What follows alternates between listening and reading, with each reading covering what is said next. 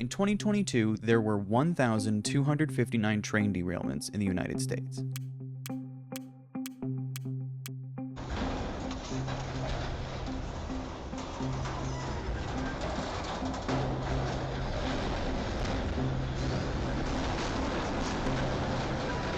And while derailments have decreased from, say, 30 years ago, they've been steadily happening at a rate of around 1,000 a year for the last decade. What these graphs don't show, though, is how much longer and how much more dangerous these trains are getting, disrupting neighborhoods, congesting traffic during emergencies, all for the sake of efficiency in the form of cost cutting. The people running these trains have been overworked and underpaid for the last 15 or more years. Since the 2008 recession, union protections were worn down, and mass layoffs have followed year after year and haven't even stopped. The heightened financial turmoil that we have experienced of late may well lengthen the period of weak economic performance and further increase the risk to growth. While thousands of workers lost their livelihoods, railroad stocks skyrocketed, and to this day show few signs of slowing down. Train derailments are well documented to be caused by an underpaid, overworked, and understaffed workforce. This morning, the White House is stepping in to try to avert a shutdown of America's freight train system. A shutdown could cripple supply chains, cost the economy an estimated $2 billion per day, and place a massive strain on the trucking industry. You may remember in 2022, just before the holidays, the rail workers were threatening to strike, and Joe Biden shut it down. And people were rightfully angry at Joe Biden for the shutdown of these strikes. The contract was reluctantly accepted by union workers due to the glaring issue of missing paid sick leave. I understand that the paid sick leave is a major sticking point, but there is that caveat in there that you can go to the doctor without getting fired. What didn't get as much coverage was when in 2023, Joe Biden went back to the unions and brokered a deal guaranteeing paid sick leave for tens of thousands of rail workers. I'm not praising Joe Biden. He sucks. But actually addressing the root of the problem is how these problems are solved. We demonstrably cannot trust corporations to self-regulate. Train derailments are an economic issue, not just because of the money it costs when they derail either. They're the result of cost-cutting, deregulation, and profit-seeking by the oligopoly of major railway companies, and it costs lives in exchange for profit, all while paying the people who literally run the industry as little as possible. This is in part due to precision-scheduled railroading, a cost-cutting method used by railroad companies to send out longer and less safe trains at the risk of countless lives. Will you make a commitment right now to the American people that you will lead the industry in ending this disastrous precision-scheduled railroading, which has slashed your workforce and made railroading much less safe? I became CEO in May of last year. Ever since that point, Senator, we've been on a hiring spree. The number of employees at Norfolk Southern today is 1,500 more than it was this time last year. But you will not deny what you're trying to do is rebuild from the massive layoffs that took place. Rail workers and unions alike have been desperately trying to be heard about the safety of the trains they run every day. I took office in October of 2019. In my first 15 months as president, there were 12 rail transportation worker fatalities. Within that period, the railroad suffered a fatality and at least one amputation every month for 9 months straight. A quick look at years 2020 through 2021 reveal an increase in total accidents and incidents from 8,792 to 9,192, and an increase in total employee injuries from 2,961 to 3,054. I am not sounding the alarm here. I am screaming into the bullhorn for help. The media is oddly silent in the face of these warnings. Last year, the East Palestine derailment in Ohio was widely covered by the media, in part because of how destructive the derailment was, but the subsequent mushroom cloud of toxic gas hovering over the town especially caught eyes. This was meant to release toxic gas from a derailed container to prevent it from exploding, but it raised serious ecological and public health concerns. The right-wing media took this story and used the experiences of the people in East Palestine to spin baseless conspiracy theories. Now, was this disaster predictable? Well, we're not sure. Netflix made a movie about it last year. A train derails in Ohio and spills toxic chemicals everywhere. Some of the locals in East Palestine were actually extras in that film. Like how poor white towns are being neglected by the federal government because they have a preference for other poor people. Imagine if this had happened in, well, the favored cities of Philadelphia and Detroit. Imagine at the same time this has happened in Washington, D.C. and, say, Georgetown. Well, the National Guard would be called in. There'd be no mushroom cloud of toxic chemicals on the horizon. We can promise you that. And of course, in both cases, if this affected the rich or the favored poor, it would be the lead of every news channel in the world. Propaganda emerged quickly as the right scrambled to obscure the obvious blame. From conspiracy theories to focusing on Pete Buttigieg being gay. Pete Buttigieg, he's our Secretary of Transportation, and sure, he's absolute garbage at his job, but he is gay, and that's the important thing. Or just generally unqualified. And lest you forget, he's gay, which means that he was an amazing, amazing candidate. Which is straying a little far from the issue at hand, seemingly uninterested with the cause or solution to this problem, and more concerned with political gossip and posturing. East Palestine is overwhelmingly white, and it's politically conservative. More than 70% of the voters in the surrounding county supported Donald Trump in the last election. That shouldn't be relevant, but as you're about to hear, it very much is. Buttigieg is actually a good example of one of the first high-profile men to be widely considered a diversity hire by the right, which is why this story is a big win if a right-wing commentator plays it right. Vaguely anti-corporate undertones that frame a story about an immediate ecological disaster. So this train derailment was an environmental disaster. Not an environmental disaster like climate change is, but an actual environmental disaster. In a jurisdiction managed by a gay Democrat. So Pete Buttigieg, the Secretary of Transportation, you know his name for two reasons. One, he is gay, and two, planes are falling out of the sky and trains are falling off the rails. We saw plenty of coverage of the East Palestine derailment, but this is far from the only time this has happened. The federal government has taken action into investigating precision scheduled railroading and railroad safety standards in general, but unless strict regulation is an option, it's unlikely these things will change. We've seen time and time again private corporations causing unthinkable damage to the environment and damage that has claimed lives. But there is no amount of money that you can fine a company that has a monopoly or an oligopoly that society relies on. And in my personal opinion, it's counterintuitive to fine these companies when cost cutting is the problem. I doubt these fines are taken from CEO salary. Trains, though, are not the only broken transportation in this country. A very similar issue is happening with Boeing airplanes, and has been for several years. Dominating an industry even more economically consolidated than rail, Boeing has a monopoly on the aircraft manufacturing market in America. And these planes are sold to different airlines all around the world. Now, airline companies are extremely public-facing. People know more about planes and pilots than they do trains and railroad workers. This means it's easily able to be propagandized into a culture war issue. And this isn't the first time the right has done this to airline companies. But because this issue has been turned into a propaganda talking point, we're now talking about DEI. Boeing are no strangers to cost-cutting, layoffs, and underpaying and overworking their workers in exchange for better share prices, but more importantly, cheaper, faster production. This has led to dozens of incidents over the last decade. The 982, this is the aircraft looking at you. One of your nose tires just came off. It just rolled off the runway behind you.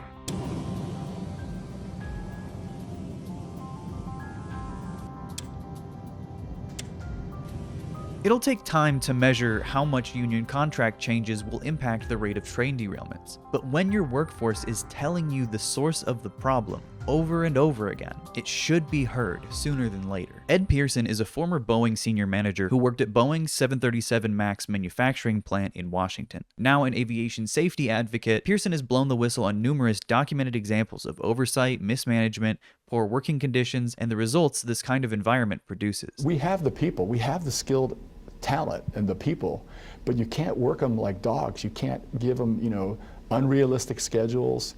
You take away quality control inspections, which is ridiculous. Despite Ed Pearson's specific and consistent warnings, as well as the parallels to issues with railroad safety, political discourse surrounding these incidents seemed to quickly jump to blaming DEI programs. An utterly stupid initiative to push DEI. But DEI? What does that even mean? DEI effectively is a conspiracy theory. All the airlines are doing their best to hire and retrain pilots on the basis of irrelevant criteria like their appearance. For an airline CEO to say that they are going to prioritize race and gender over merit is dangerous and is going to get people killed. Nope, diversity. I don't know about you, but I'm sick and tired of flying all the time with these white pilots landing safely and on time. Boring! We've all been in the back of a plane when the turbulence hits, or when you're flying through a storm and you're like, I'm so glad I saw the guy with the right stuff and the square jaw get into the cockpit before we took off. If I see a black pilot, I'm gonna be like, boy, I hope he's qualified. That's not who I am. That's not what I believe. Now, when I even am watching a commercial and I see a black person, a Hispanic person, an Asian person, my thought process is, did they just get this because DEI? No question, we are living amongst the dumbest generation of human beings that have ever existed in human history. It's clear that diversity policies are causing a robust reaction and even outrage online. DEI is absolutely illegal. My rights don't end where your feelings begin. DEI, destroy everything important. I am forced to listen to DEI-related diatribes at work consistently, and everyone is afraid to speak. Just hire the person that is best qualified for the job, period. Candace, I'm 64 years old, and I believe that when MTV started in 1981, this led to Generation X problems. Totally agree. A very vocal group of people have a number of issues with DEI. But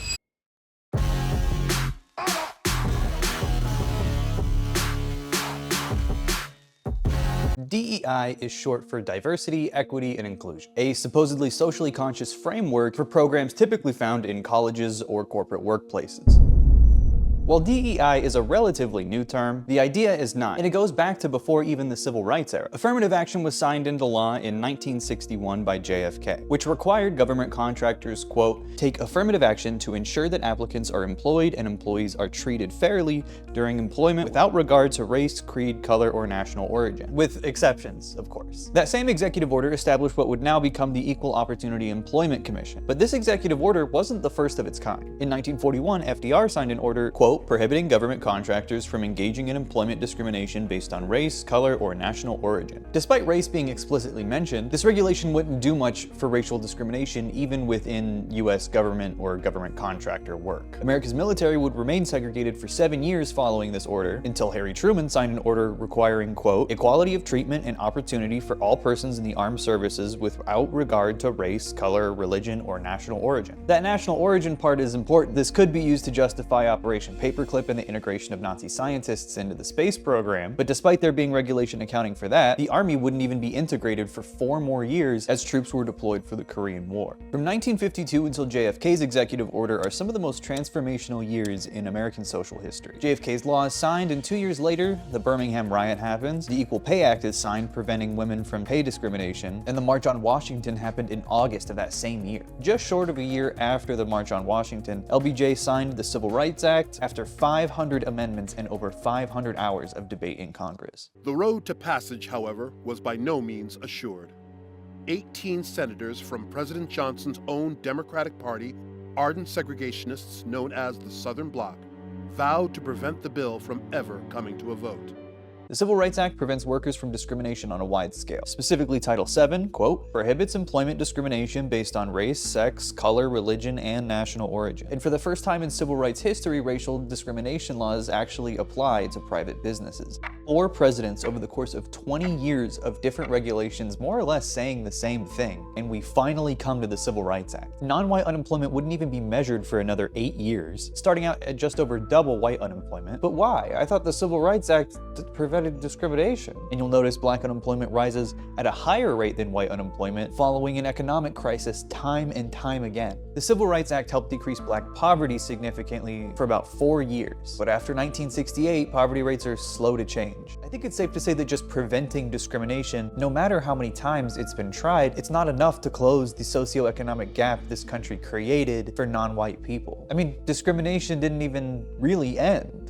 What do you call this? There obviously have to be measures that compensate for the reality of the experiences of POC in this country. Things civil rights leaders never stopped demanding. There continues to be a systemic injustice that permeates throughout American society, disproportionately affecting black and brown people. Employers not being able to put a sign on the front door that says whites only is a good thing. But discrimination and inequality don't end there. Affirmative action has helped, but not exactly in expected ways. White women are the biggest benefactors of affirmative action programs. In in 2019, Time magazine published an article by Pamela Newkirk, where she criticizes corporations like Gucci, Burberry, and Prada for deflecting public anger for racist imagery in their products by hiring a diversity czar and pledging to be more inclusive. This sounds nice, but their inclusion rarely affects major positions, or actually contributes to combating inequality. She closes the article out with a great sentiment on DEI programs. In the end, racial diversity will not be ushered in by pledges, slogans, or czars. It will be achieved only once white America is weaned off a prevailing narrative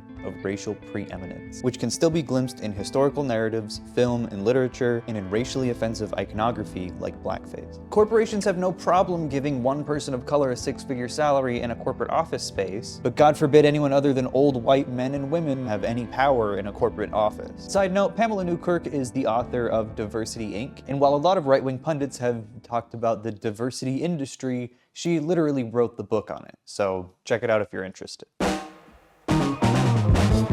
So like examples of DEI programs are like diversity meetings, anti-bias training, mentorship programs, training sessions, office culture corrections, basically a corporate workplace management guideline, typically in place to prevent legal liability for discrimination lawsuits. People like Elon Musk will insist that you have to hire someone who's the most competent, and diversity programs get in the way of that somehow. And if you don't really think about it, that sounds fine on paper, but what he's actually saying is if you increase diversity hires, it will harm the company because more qualified candidates are being overlooked. It's very specific. The most competent out of any person of color is probably just as qualified as the most competent white person, would you not agree? You have to think that you're missing out on something to lament over hiring non-white staff. Not really. Can diverse workplaces be more ideologically competitive and more productive because people are from different backgrounds and they mesh or whatever? Sure. But like you're still trying to like justify black people being around. Like you shouldn't have to justify your existence like that if we're really not thinking about skin color in this process. Don't think about skin color, but if there's not enough white people, I'm gonna get suspicious. And like the point of including people of color in positions of power or whatever shouldn't be productivity. We should not be hoping a corporation makes more money out of this. I don't care. DEI does not work in the sense of actually uplifting people out of poverty or combating systemic inequality. It's just like meetings. I don't know what people are expecting, but it probably doesn't work like that, but it also doesn't do the kind of damage that right-wing talking heads are trying to tell you it does. If anything, it's a band-aid solution to a problem that this country refuses to actually address. Boeing isn't at the center of right-wing coverage of their plane incidents. What is at the center? Diversity initiatives, women in POC being pilots, hiring practices, and blaming pilots and workers is something that Boeing has done before. It seems like each time any company comes out with a list of diversity initiatives, right-wing media is very quick to cover it. By now you guys have probably seen this ad by Delta flaunting their DEI initiatives and their all-female, person of color crew. First of all, this is blatant racism against white people and illegal in the United States. And in the case of Boeing, I feel that this is intentionally done to obscure the actual culprit of inevitable air disasters: corporate greed and enrichment. The last time right-wing media was talking a lot about DEI, it had to do with Ivy League college administration. Racism, though, is the universal language of distraction. And regardless of what it's about, racism can always be used to galvanize people with no experience on a topic to suddenly be extremely concerned with the state of Ivy League. Institutions crawling with State Department actors and government agents. Institutions that make up less than 1% of college graduates. Rather than turning attention to a long list of extensively documented hazards present to thousands of everyday people, as a direct result of cost cutting, right-wing media has made Boeing's knowing negligence a social justice issue, or I guess an anti-social justice issue. The argument that hiring pilots should be meritocratic seems like common sense, and that's how they get you. But every pilot knows how to fly a plane. That's what flight school is for. Something typically only wealthy or well-off families can reasonably afford, which is one of the primary causes of the low rate of black pilots. Something that DEI initiatives unfortunately cannot fully fix. If the right was seriously concerned with hiring the most competent pilots, they would be able to articulate the qualities that make someone a better pilot than someone else. It's really easy and really lazy to say they should just hire the best one. There are nearly 105,000 commercial pilots in this country. And the people demanding airline companies hire based on merit fail to even define the constraints that they're setting. They do not fail, however, to articulate their criticisms of the people that they believe are hired for diversity. Of the 51 students that graduated from United's first class of pilots, quote, nearly 80% were women or people of color. And you can just decide for yourself whether they got to that 80% figure, because it just so happened that almost all the most qualified people were women or people of color. I mean, if you believe that, then fine.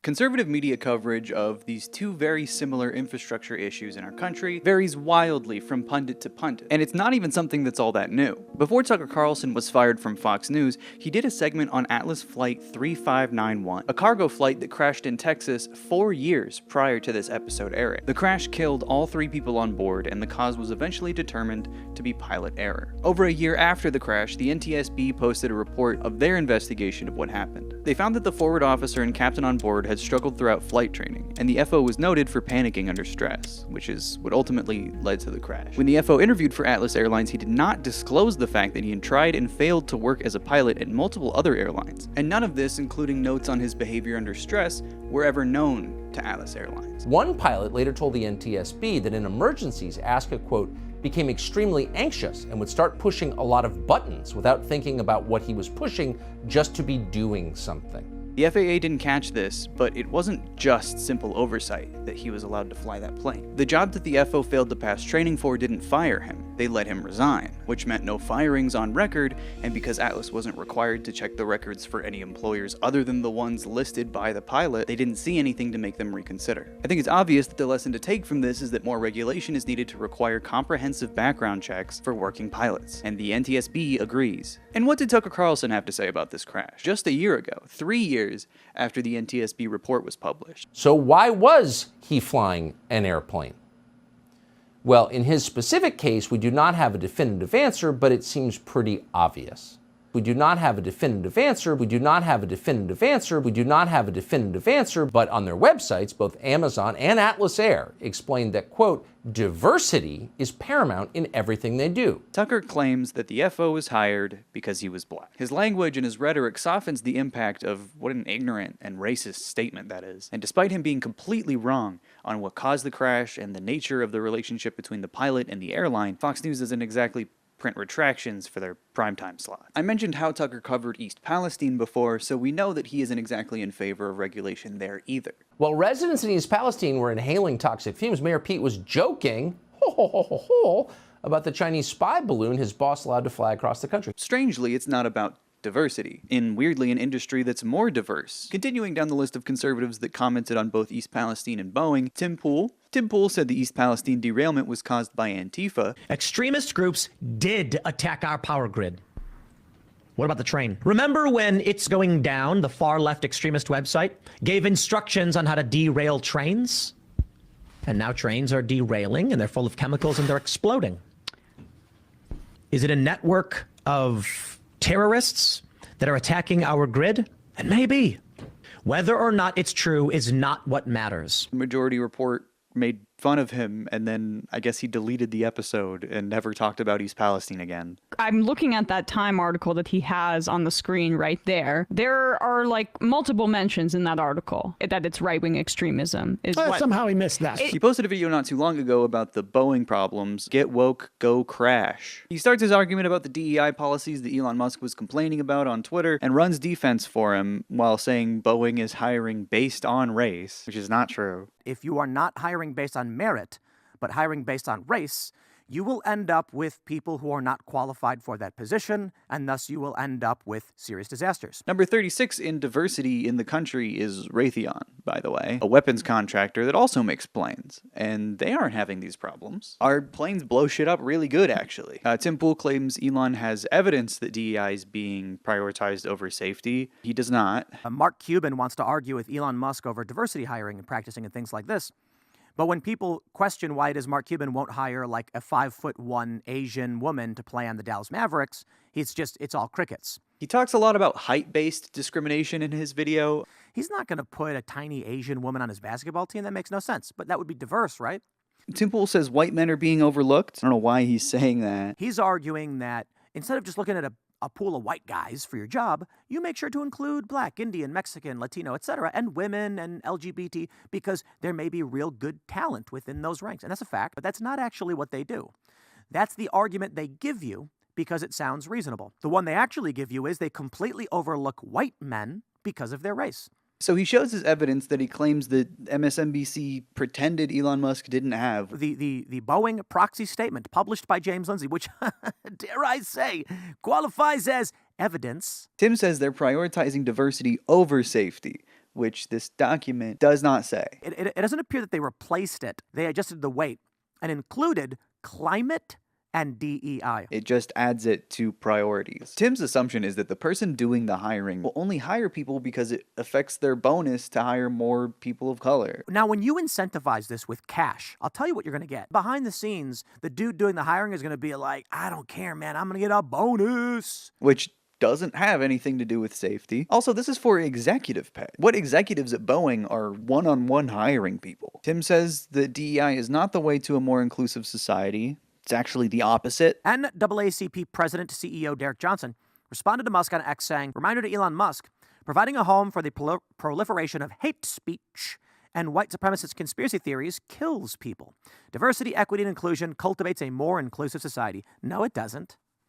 It does quite literally the opposite. Because he is 1/4 Asian. And you know why I know, and I'm allowed to say this, and they don't care. It's because I'm mixed race, right? Your favorite YouTube pundit and podcaster, Tim Pool, does in fact have a second-generation mixed-race background. Tim also claims that DEI advocates, well, he says these people. These people are segregationists. They've always been segregationists. And I think one of their biggest fears is race mixing. He says they're segregationists who are afraid of race mixing, which is why they want more people of color in the workplace. What does Tim think segregation is? I oppose, in every facet, this anti-white racism that we're seeing that they call diversity. Oh, no, so it is anti-white racist. I grew up in a family where I have, as I mentioned, mixed race, and my dad's white.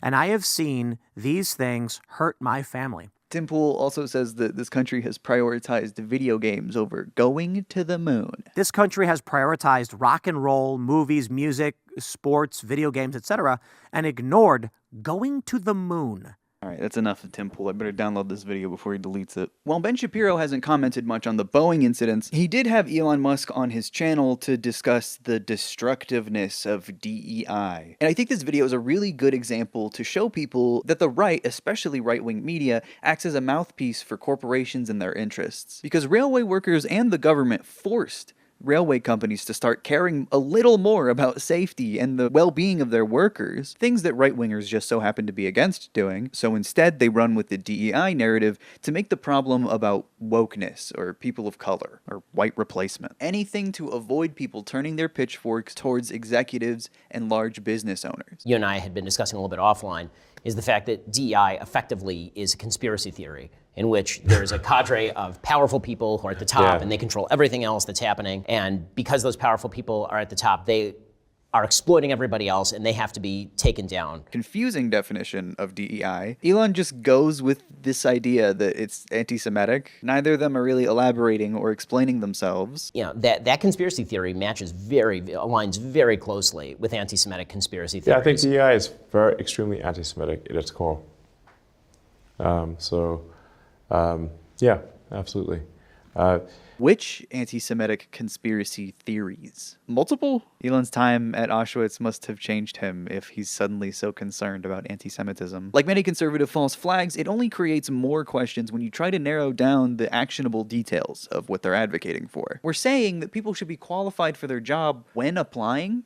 Of course you can be qualified for a job you've done before, but what if you haven't? Pilots are among the most bizarre examples to harp on, because when hiring a pilot, companies train and test them extensively. I mean, these two don't really have that much of an interest in hiring practices in industries other than the ones that they're directly involved in, which historically lack in diversity and equity. Implying that historically white male workforces are the result of meritocracy is just ahistorical and not true, especially with how old our pilots are. It also implies that there's a genetic predisposition built into white men to make them better at flying planes. Were they faster? Which again makes no sense when you consider the demographics of rail workers. More diverse, more women, still predominantly white males because of history, but it's more diverse because it's a working class job that anybody can apply for. It's more accessible to people. I'm not sure that anybody, quote unquote, deserves anything other than what your hard work and innovation bring you in life. This is the funniest thing you could ever say to Elon Musk. Ben tries to do the long debunked propaganda line that Elon Musk isn't actually that rich. And people will talk about your level of personal wealth,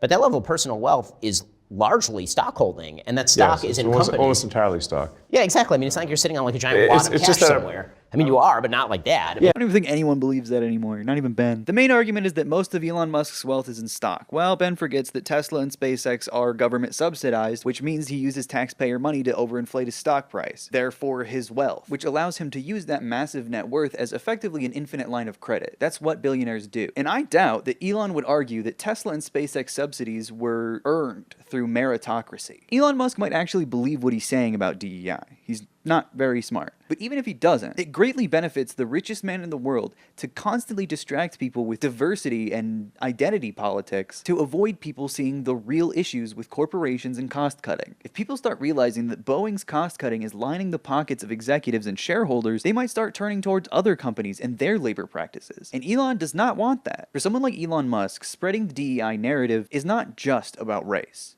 He's South African, so it's definitely a little bit about race. But more fundamentally, it's about him resisting regulation. Regulation that does not hurt working class people. If anything, it helps workers. It's politically beneficial for business owners in this country to use racism as a barrier to working class solidarity. Not that it was exactly hard to do that in America. Elon replied to a tweet claiming with no evidence that people who attend HBCUs have lower IQ scores. He should tell that to a working pilot instead of his little social media friend, his travel buddy, because Ben is the last person affected by something like DEI. Why not discuss this important hiring practices with people who it actually has an effect on? The people supposedly being given preferential treatment. To talk about this tonight, Oliver Brown, a pilot, an attorney, and a proud product of the HBCU system, along with Todd Smith, who's also a product of the HBCU system. If lives are really at stake in the way they're sensationalizing, you'd think that would be an option. As a pilot, your thoughts on this, Oliver?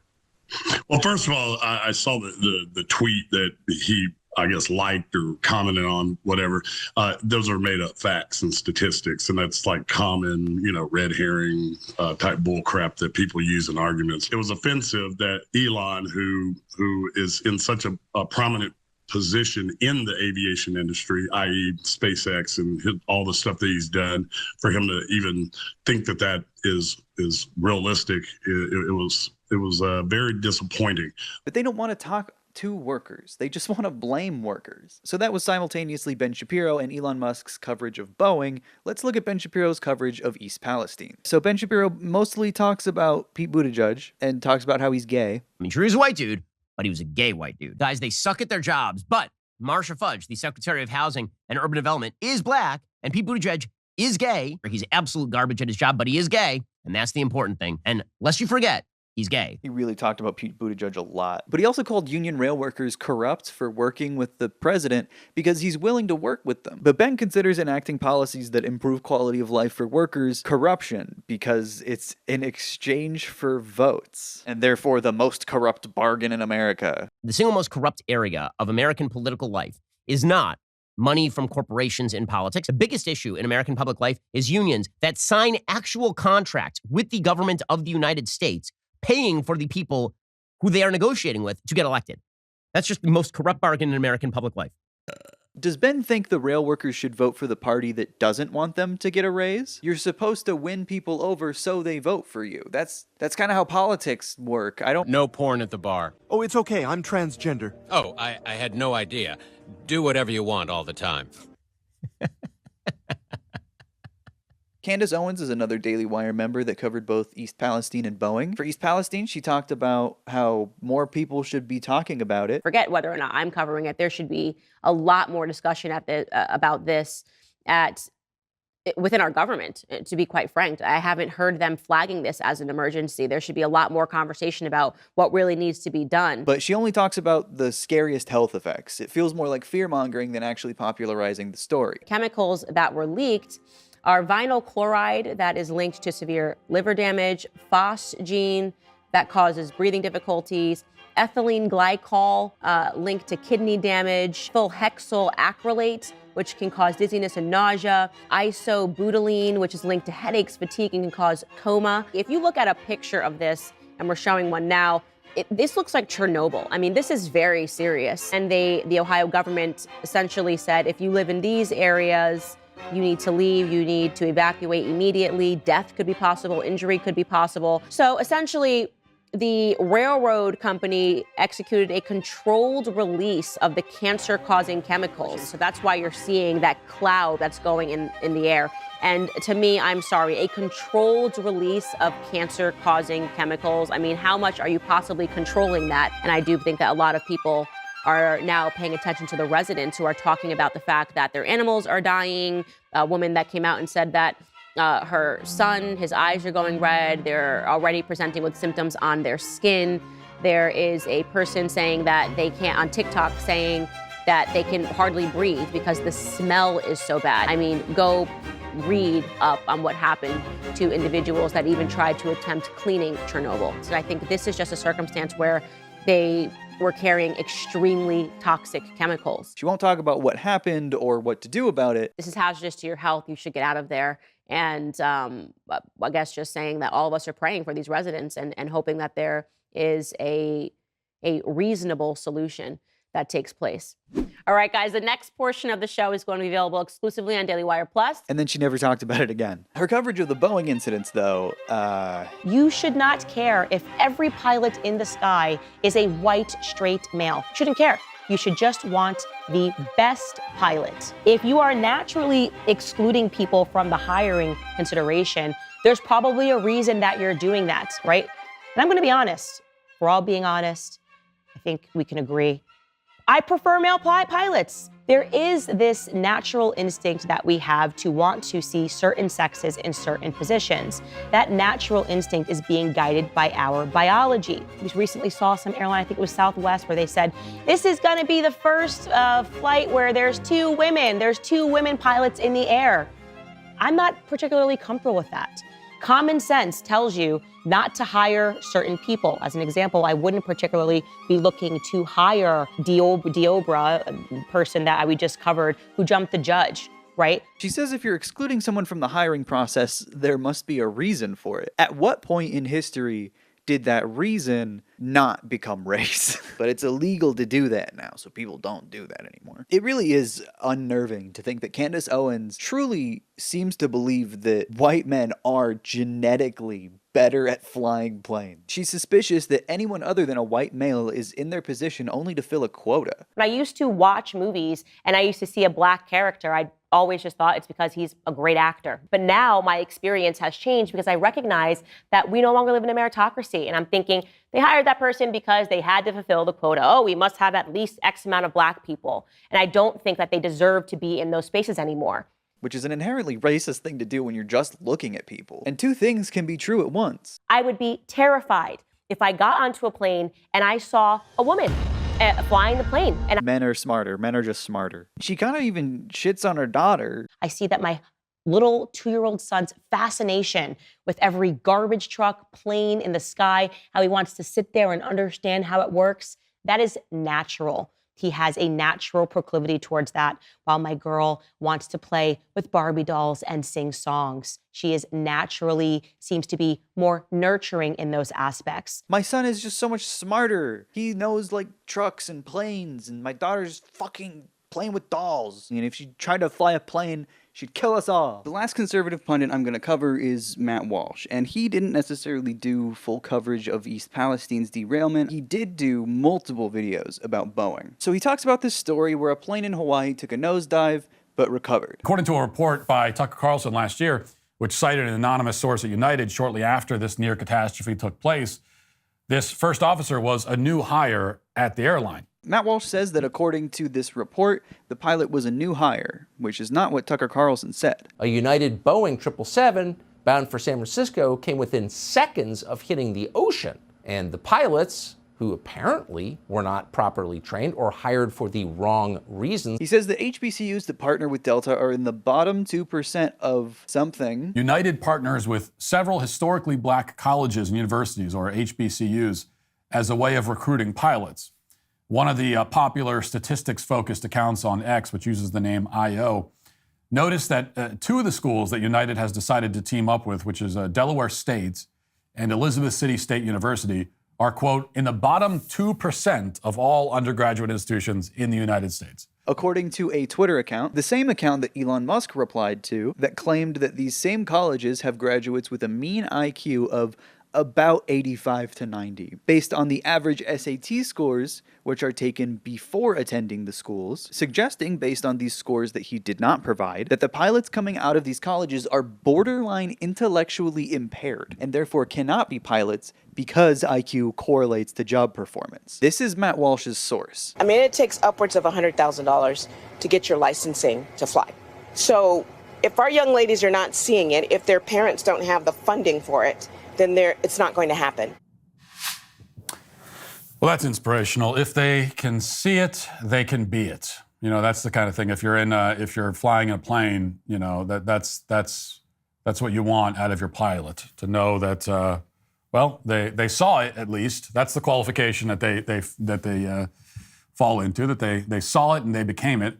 Matt Walsh cannot address the economic inequality that contributes to this problem. If you're making the argument that only 1% of pilots are black women because of meritocracy, you have to prove the merit that white men have. If you want to get smarter, better pilots, then that's all you're concerned with. You just go looking for pilots who fit these qualifications, regardless of what they look like. Instead, he vaguely demands that you just find the best person. People who know how to fly without training, then, I guess. Matt Walsh then mentions the Atlas flight and blames that on DEI too. We do know that Conrad Asca was born in the Caribbean nation of Antigua.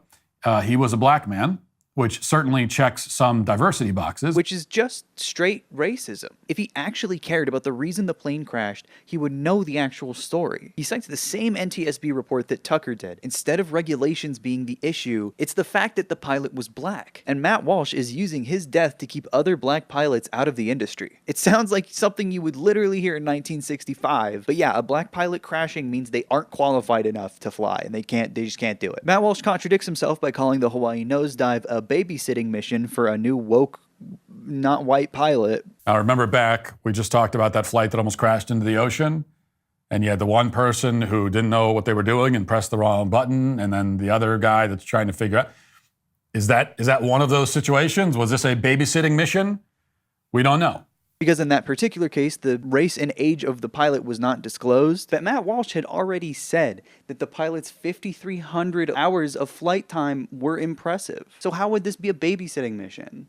We know that the first officer has a total of 5,300 hours of flying experience, which is respectable for his position. To cap off this nightmare, Matt Walsh fires off all the positions taken up by the woke mob. When I predicted that we're due for a major air disaster soon, I talked mainly about DEI-based hiring and air traffic control.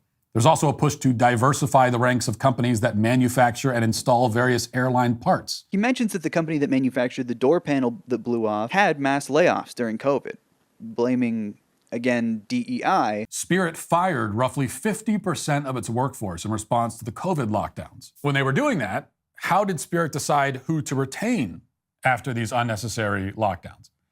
How did they decide who to hire after the lockdowns ended? If you take Spirit AeroSystems at its word, they probably hired a bunch of diverse mechanics. Being understaffed is wokeness. Cost cutting is wokeness. Doors flying off planes is wokeness. The guy flying the plane is wokeness. He flew so wokely that the door fell off. White man wouldn't have done that. Racism is the conservative juke that they use to get their audience to look past issues of class and economics in general. It's another kind of fear-mongering, and fear-mongering is control. That is the central purpose of the DEI narrative to corporations and right-wingers. Control, also sexism. CRT is another vague analog conservatives use for wokeness, which still does not really mean anything. DEI is much the same. It's a way for the mega wealthy to trick white people into a false sense of superiority when everyone is being robbed by the same people. It's not a coincidence that the conservative movement has so quickly pivoted to the border crisis, another right-wing propaganda project intended to mislead and take advantage of the public while demonizing immigrants fleeing conditions created by our foreign policy intervention in Central America. A fictitious delusion the right has gleefully parroted for years and now uses as an excuse to cosplay cowboys with Border Patrol. This isn't illegal, but the right wants you to think they're criminals, despite the fact that drugs are overwhelmingly seized at normal ports of entry, being smuggled in by American citizens. The legal asylum seekers aren't even hiding from Border Patrol. They want to be found so they can apply for legal asylum. Immigration to America from collapsing economies and war-torn homes is deeply rooted in America's history. But we as Americans suddenly have a problem with it when it looks scary to us, for one reason or another. And while the media misdirects the public, they're shielding the real criminals. Businesses that hire undocumented immigrants to exploit their labor for illegal wages. The CEOs and executives that line their pockets with revenue generated from people they lay off at a moment's notice. These people, these workers, are much more like you and I than either of us are to Elon Musk or even Ben Shapiro. If there was class consciousness in America, maybe more people would realize that. The media colludes and inbreeds with the political elite and American State Department to reinforce the historical racist, gender, and sexuality-based divisions this country has been wrestling with since before its inception. A convenient distraction to suspend people's disbelief by dog-whistling propaganda, sometimes not so quietly. A finger on the scale of an already rigged one-party system that allows right-wingers to campaign on policies that directly hurt even the people who are voting for them. There are only two sides to the stories covered in this video. The man will tell you that immigrants are coming for your job or that women are being put in places that they shouldn't be. But the man's enemies are not your enemies. Society can only be run on the trickle down of economic scraps for so long. CEO wages have increased 1,200% since 1978, while worker wages have only increased 15%. The Boeing CEO is not building planes. Our regulatory agencies are in bed with Boeing, out in the open, and it's becoming clear that they continue to fail to address the issues that they've been aware of for years. Corporations are not incentivized to ensure people's safety, and lives are becoming the cost of doing business. While propaganda tells you over and over again to turn against your fellow worker or your neighbor, remember the people who've been making off with taxpayer dollars and stolen wages, seemingly immune to real consequence. Thank you so much for watching.